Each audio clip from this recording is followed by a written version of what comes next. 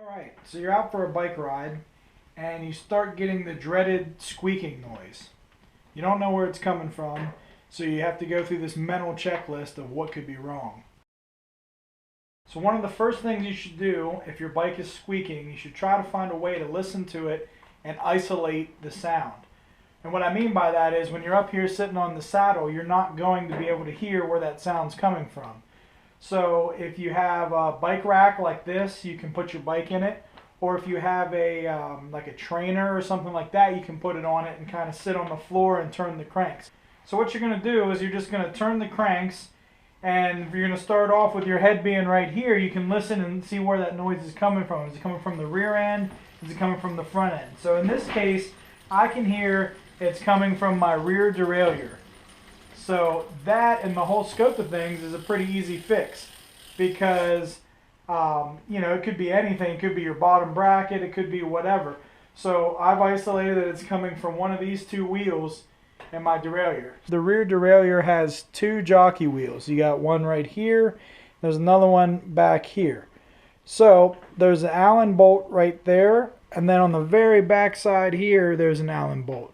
To get to this one, you're going to have to take your wheel off. We're going to start with this bottom jockey wheel here. You're just going to need an Allen key to remove that bolt.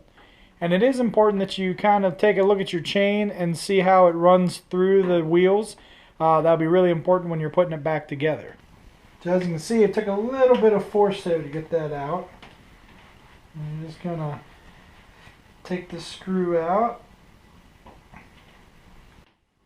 Alright, so here's that bottom jockey wheel, and as you can see, it's really greasy. It's got all kinds of fuzz and all kinds of good stuff on it. You can see these dust covers are coming right off of there. So you want to clean all this up. And the important thing to remember is these are plastic. You do not want to use a citrus-based degreaser on plastic because it will affect the integrity of the plastic. So when you go out looking for a product for this, make sure it is not citrus-based.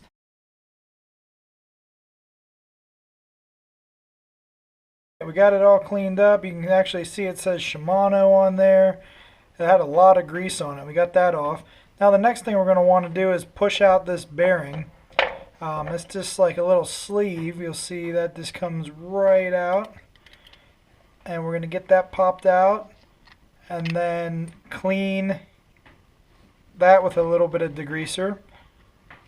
There we go, it just pops right out. For the next step, we're going to grease the bearing and the pulley and then get it back on the bike.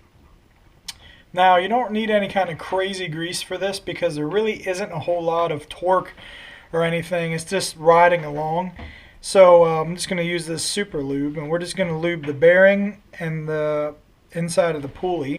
Alright, so you get a little dab of it on there, and you stick it into the pulley, and then you're just going to kind of want to spin it in order to get that grease all around in there.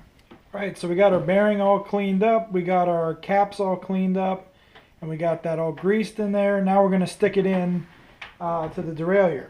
So, as you can see here, there are arrows that mark the direction that the pulley would go. What I normally do is I just kind of grab a hold of the crank and crank it a little bit. So you can see the chain is going around that pulley and up through.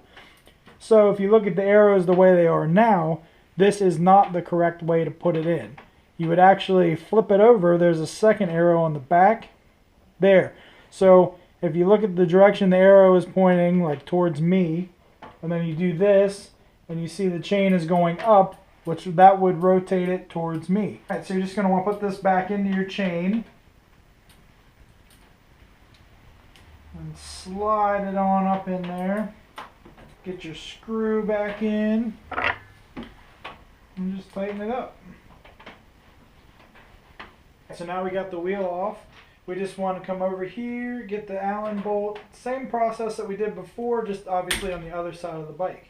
Alright, so the one thing I do want to point out is that when you break these free, they might have a little bit of resistance because there was probably some kind of Loctite applied to the screw.